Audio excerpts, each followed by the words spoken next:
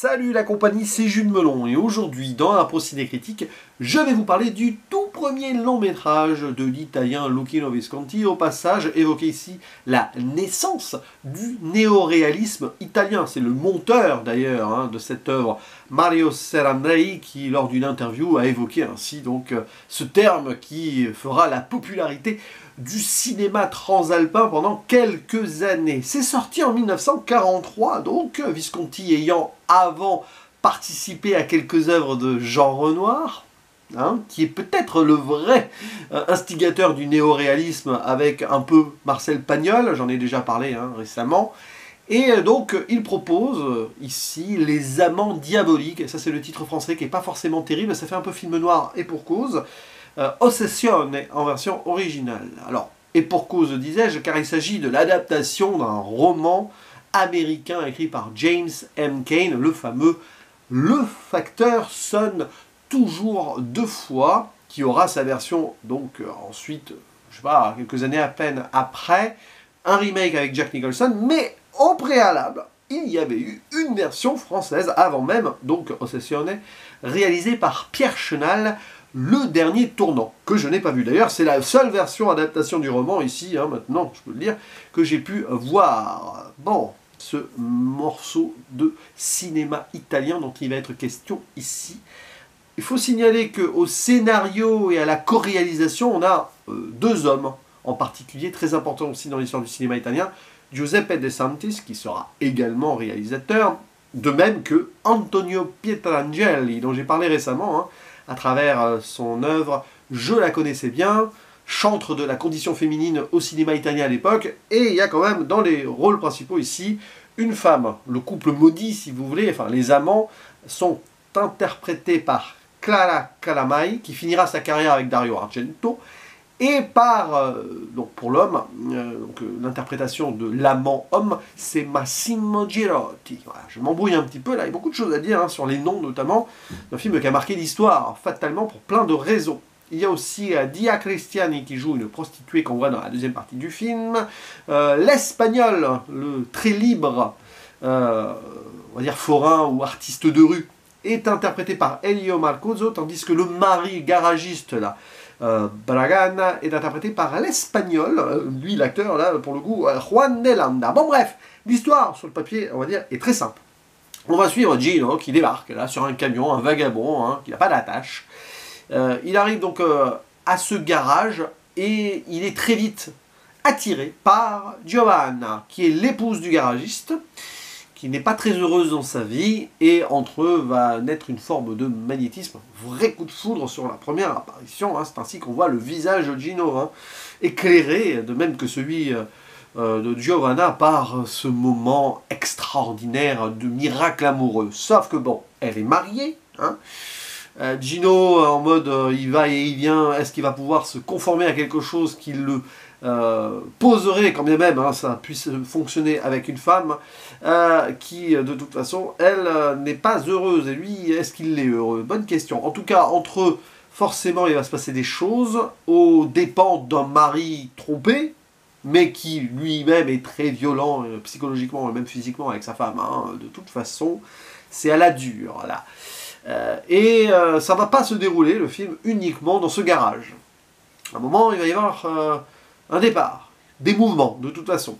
Séparation, retrouvailles, et moment de crime, forcément, puisqu'on est dans un film qui s'appelle Les Amants Diaboliques, Ossessione. Mais l'obsession, elle est où? L'un pour l'autre pour l'un, ça c'est certain. L'obsession aussi de vivre, libre ou pas, et peut-être de sortir aussi d'un certain carcan. C'est un film particulier, parce que début du néoréalisme, très certainement, on s'intéresse ici à un petit endroit ouvrier, donc un garage, donc vraiment les vrais gens qui travaillent avec leurs mains, ce qui était très rare à l'époque, où il y avait encore la pression du fascisme en Italie, fatalement, mais aussi sur le cinéma italien, qui voulait des histoires un peu plus légères ou grandiloquentes et tout. Alors là, Visconti s'oppose complètement à cette idée. Ça va être compliqué d'ailleurs pour lui de véritablement faire vivre le film derrière, censure ou pas, mais oui, fatalement. Un film qui aura du mal même à sortir à l'international, plus tard, beaucoup plus tard en France et aux États-Unis. Et donc on est là-dedans, la prostitution aussi, donc on marque quand même quelque chose vraiment d'intime et de terre à terre. Mais, ce n'est pas qu'un film de néoréalisme en soi. Il y a le côté un peu film noir, forcément, qui est très apparent, avec le jeu sur le noir et blanc qui fonctionne là-dessus. Il y a des petits instants, on se croirait vraiment, enlever le son, quoi, mais dans un film américain un peu du style. Il y a une apparenté, même s'il en sort aussi. Et il y a quelque chose qui va se développer sur un plan semi-opératique. Le terme est peut-être un peu exagéré, mais dans l'idée où il va déployer quelque chose de Visconti, notamment dans la deuxième partie, tout en étant quand même dans le terre-à-terre du néoréalisme, avec ses artistes de rue, donc la prostitution, tout ça, bien sûr. Mais je sais pas, il y a quelque chose qui fait que ça annonce presque son cinéma d'après. Voilà. Même qu'il va y incorporer du Verdi, je crois qu'il y a Carmen aussi, d'autres choses. Cet attrait-là aussi a une certaine foule qui va s'amuser, qui va aussi prendre son destin en main. On voit des choses qui font que peut-être ça déjà là, quelque part, du Visconti, de ce qu'il fera plus tard, évidemment, très loin du néoréalisme. Alors, c'est ça qui est passionnant, parce que c'est un film que j'attendais beaucoup plus âpre.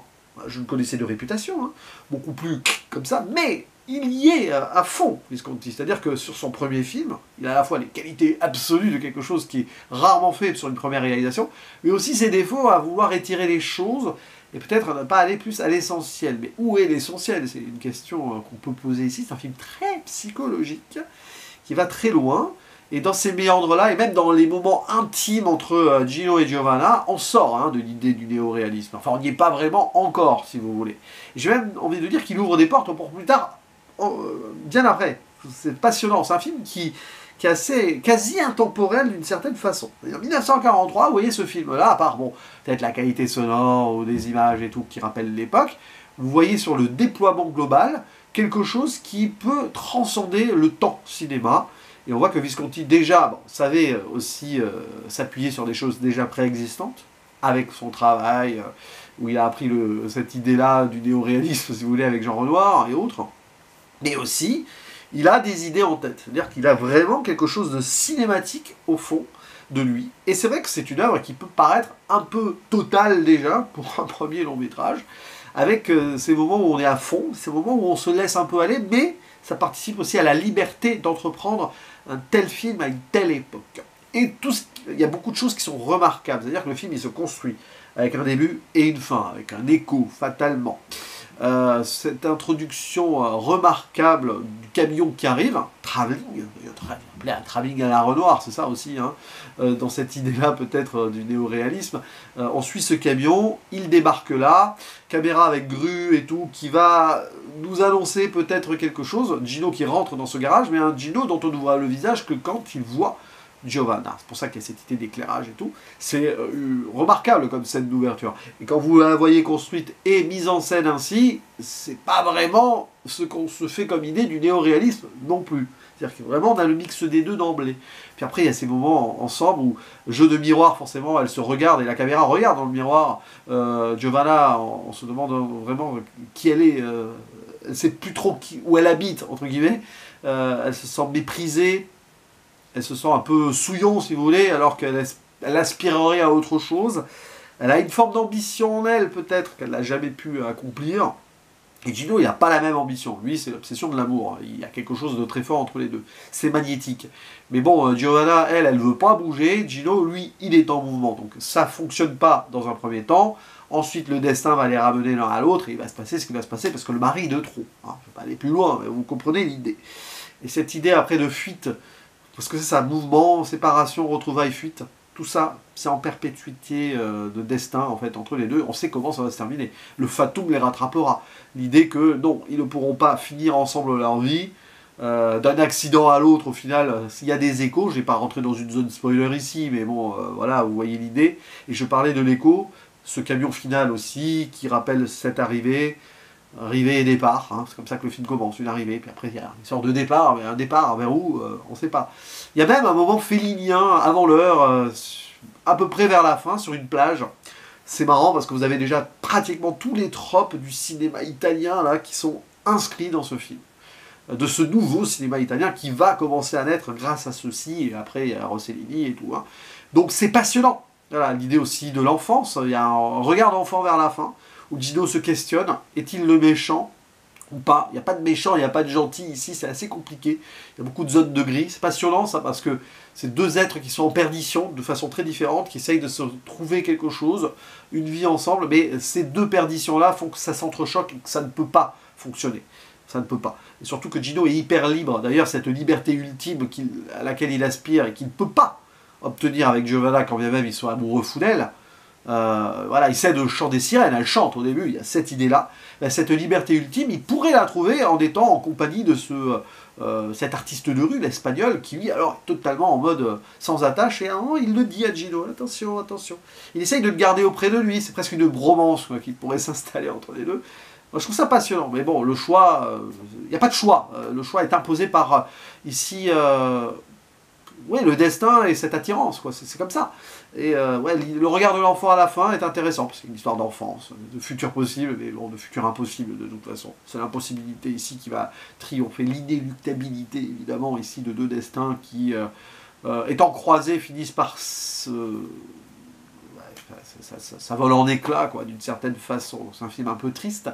Mais en tout cas, c'est passionnant, Les Amants Diaboliques. Je ne sais pas trop où le situer, parce que justement, il se situe à la croisée des chemins, hein, ce long métrage. Mais ouais, c'est Visconti quand même. Hein. Ça, c'est Visconti. C'est-à-dire que j'étais curieux de découvrir ce film-là, alors que j'avais vu de lui, bon, Nuit Blanche, surtout Le Guépard, Rocco et ses frères. Enfin, vraiment, il y a des ambiances un peu, il y a des idées, surtout Rocco et ses frères, au final. On triture un peu le peuple, donc du néoréalisme, si on veut. Mais j'étais assez curieux, justement, donc, de voir ce premier Brûlot en mode vraiment néoréalisme, lui, alors que derrière, il fera autre chose quand même. Bah, oui, néoréalisme, mais pas que.